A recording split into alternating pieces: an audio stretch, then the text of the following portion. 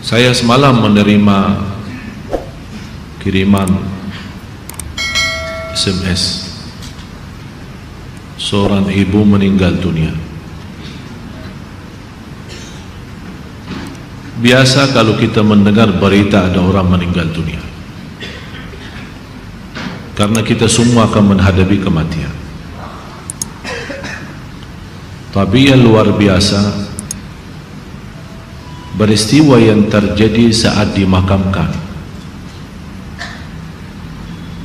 Anaknya menceritakan saat dimakamkan di antara kekuburan, begitu mendekati kuburan tempat ibunya, malah semua jamaah yang ada di saat itu sangat terasa harumannya kuburan itu.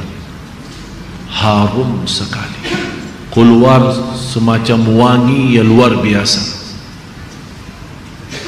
sampai orang pada pandangannya kepada yang lain, barangkali di antara jamaah yang membawa wangi-wangian yang bagus, tapi ternyata tidak, mengalir dari bawah keluar, sampai ada yang malah melihat asap-asapnya.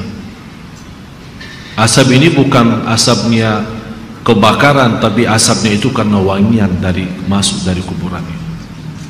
Sampai dikuburkan, malah kata anaknya, begitu saya sendiri yang nurun memakamkan, mengkuburkan ibu saya, sampai saya dengan tanah saya sendiri membawakan tanahnya menutupi kuburannya. Pulang ke rumah saya mandi dan mencuci tangan dengan sabun, tapi masih terasa tangan saya harumnya luar biasa, sampai tidak bisa kehilangan. 3 malam masih tersimpan harumnya itu. Saya bertanya lewat SMS, apa kelebihan ibu kamu? Dia bilang, ibu saya biasa, malah orang awam, bukan wanita yang apa gitu, awam-awam biasa. Tapi setahu saya, ibu tidak pernah tidur sebelum membaca surat Al-Mulk, Tabarakalladzi biyadihil mulk. Saya langsung menjawab, itulah yang Allah hantarkan kepada ibu kamu, dan inilah berita gembira bagi kita semua, sesuai janjian Rasulullah sallallahu alaihi wasallam. 30 ayat syafa'at li sahibiha min azabil qabr. 30 ayat yang telah membawakan syafaat bagi orang diselamatkan dari siksa kubur.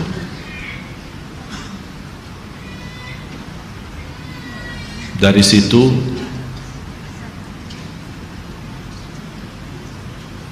seperti kebiasaan, ambil wudu, saya witir duluan, kemudian tidur. Apa yang saya lihat dalam mimpi?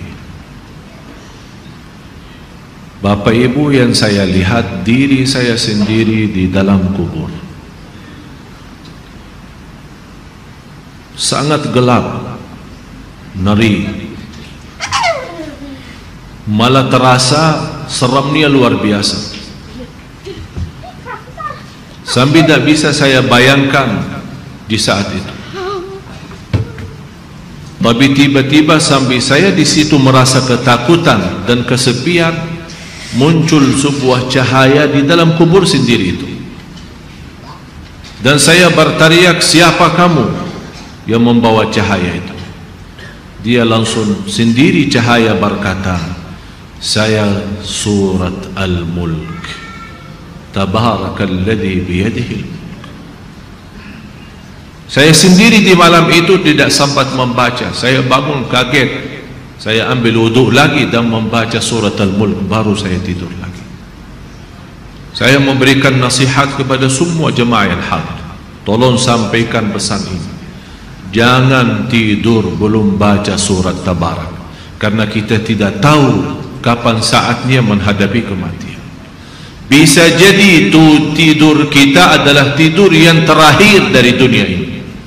Mudah-mudahan dengan kita mengkhatamkan hari kita dengan membaca surat Al-Mulk, Allah ampuni segala dosa kita, dan Allah harumkan kuburan kita menjadi taman dari taman surga. Al-Mulk surah yang luar biasa dahsyat.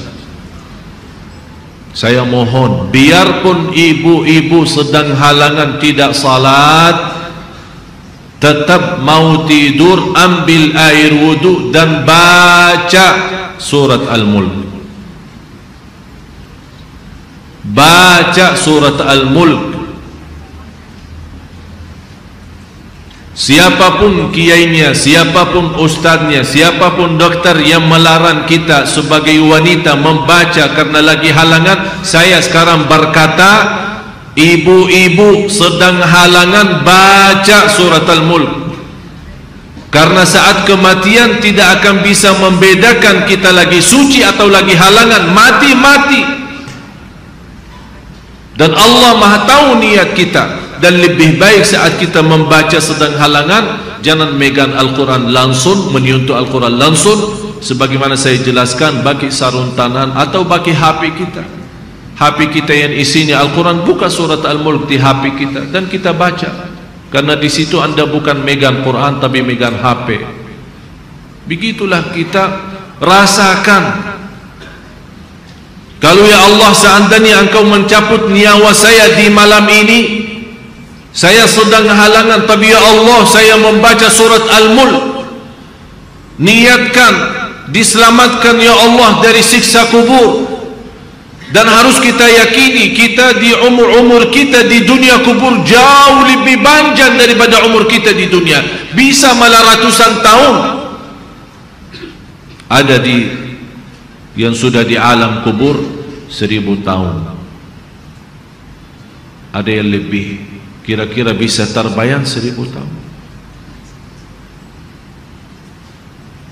Apalagi ummah yang terdahulu. Oleh karena itu jamaah sekalian, waspadalah, berhati-hatilah. Marilah kita sama-sama menjaga kebaikan itu.